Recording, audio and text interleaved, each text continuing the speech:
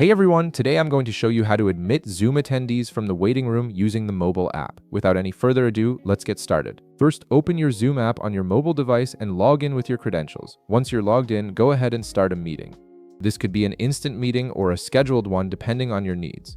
After your meeting starts, you'll need to access the meeting controls. Simply tap anywhere on your screen to bring up the controls at the bottom.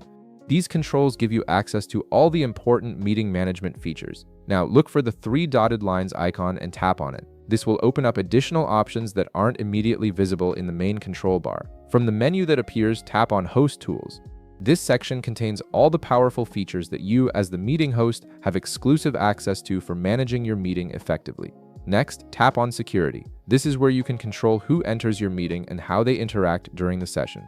It's an essential feature for maintaining a professional and organized meeting environment. In the security menu, navigate to the waiting room option. You'll see a toggle switch right beside it. Tap this toggle to enable or turn on the waiting room feature.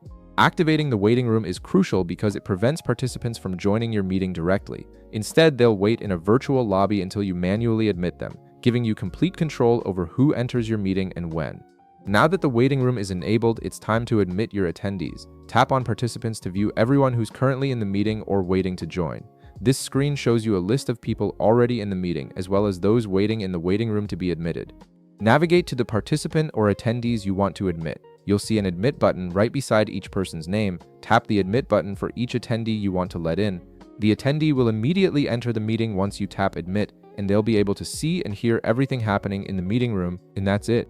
You've successfully set up the waiting room and admitted your attendees, giving you full control over who participates in your Zoom meeting. If this video helped you out, be sure to leave a like, subscribe, and I'll see you in the next one.